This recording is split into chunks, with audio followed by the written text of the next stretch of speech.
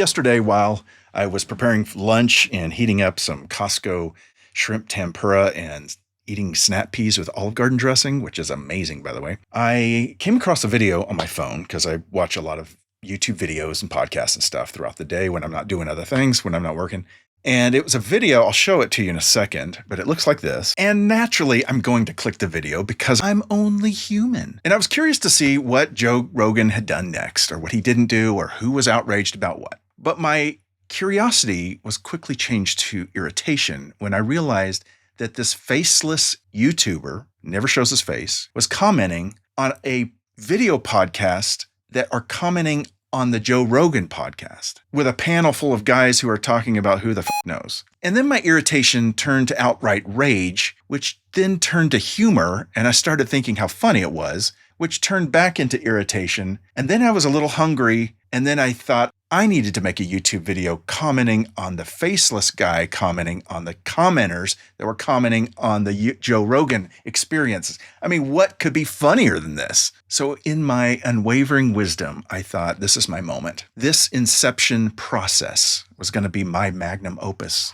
Millions of clicks will be poured onto my YouTube channel. It'll be hysterical. People will fall out of their seats laughing. I was in my zone of genius. I hit record and just started commenting without really knowing where I was going. And I'm thinking, man, I am nailing this thing. Then I fired up Canva, made an outrageous YouTube thumbnail that was completely clickbait, uploaded it to YouTube, published it, made it public, and then nothing happened. YouTube has this thing where you can see the real-time views in real time. That's why it's called that. And as they're coming through, nobody's commenting, nobody's liking it. In fact, the not like is happening. But a couple hours later, something magical happened. I got 2 comments. This is shit. This is clickbait. And I was stunned. Nobody got the joke. I was making a joke. It was a perfect Russian doll of commenting on commenters with a massive YouTube clickbait thumbnail. But nobody was getting my freaking joke. So I took it down. It's still unlisted. If you want to see it, you can click below. It's pretty terrible. I realized I made a fatal error. The setup was wrong. Nobody was getting the joke because my setup was wrong. And I remembered this clip from an HBO special. It was an interview with Jerry Seinfeld, Ricky Gervais, Chris Rock, and Louis C.K. It's a great conversation. And I'll play it for you right here. And then Chris does it in a way that's even more blatant because he'll even keep repeating if the premise is, women can't live without money or whatever it is, all your chauvinist bullshit things that you say. He'll keep repeating it over and over again. Women can't go down in lifestyle. That's his thing. So he said it to you too. Women can't go down in lifestyle. Then he'll explain it from 50 angles and he'll say, women can't go down in lifestyle. They can't. They can't go down. And then he'll explain. He has to do that because that's a richer idea than they're used to hearing from a comedian. That's right. So he has to teach them. Oh, I think he's doing the right thing. Yeah. But that's, And a lot of comedians have great jokes and they don't why isn't this working? It's not working because the audience does not understand the premise. That's right. So I just I'm going to make sure if I set this premise up right, this joke will always work. Mm-hmm. But if I kind of go namby-pamby about setting up the premise. One of my favorite bits of his.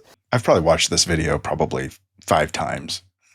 It's such a great video. I'll put the link below. Your audience has to understand the premise of the joke to get the joke. And you can't expect them to get the premise. They're not watching the same YouTube videos you are watching. Plus, I'd never done a political YouTube video before, so I think that probably confused people. Plus, it wasn't very funny, and it was way too long. So it had a lot going against it. So again, what was the setup? The setup was how dumb this video was.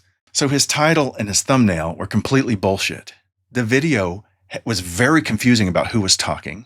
Joe Rogan was only featured about 5 seconds in it, and he was never outraged at all. Anyone watching this would be very confused. I award you no points, and may God have mercy on your soul. Okay, a simple wrong would have done just fine, but... How does this happen, though? I see this all the time, and you probably have too. You click on something, and the promise of the thumbnail and the title have nothing to do with the video or the content. The fact is that YouTube rewards clicks. They reward clicks by helping you get subscribers and views, which will bring in sponsors and bring in ads.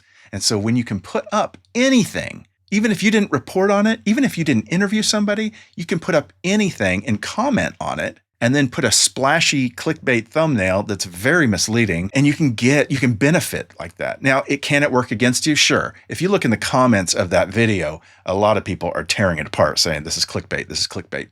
But he got views, probably got something out of doing that. And in fact, if you go to his YouTube channel, I'm not even going to tell you what channel it is.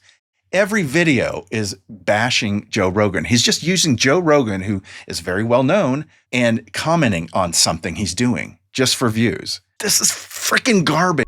It's so irritating that people can do this. And even worse, there's a lot of really great YouTubers that have great content. Their content's great, but they're misleading you with the thumbnail and the title. And so you stop trusting the click, which is what I did yesterday. I probably lost trust in 50 to 100 people that viewed that. Please come back. I wish that YouTube had a way in which you could say, hey, I love the video, but I give the title and thumbnail a thumbs down. And it would penalize the creator of that video so that they would know not to mislead their audience. Because sometimes the content is actually very good. I like to follow certain pundits and commentators because I like their perspective of the world, and I want to see how they are reacting to things. It's important to try to get people to click your video. If you have something to say, you have to figure out how people are going to click this video. So the thumbnail to this video you see right now, it looks as if it's clickbait, but if you look closely, it's not, right?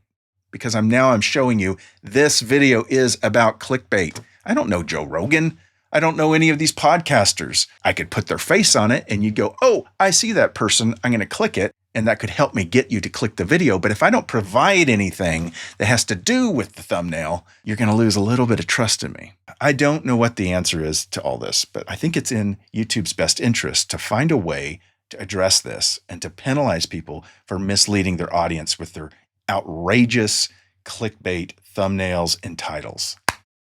What do you think? Is this thumbnail that I made for this video outrageous enough for you to click? Was it misleading? I'd like to know your thoughts.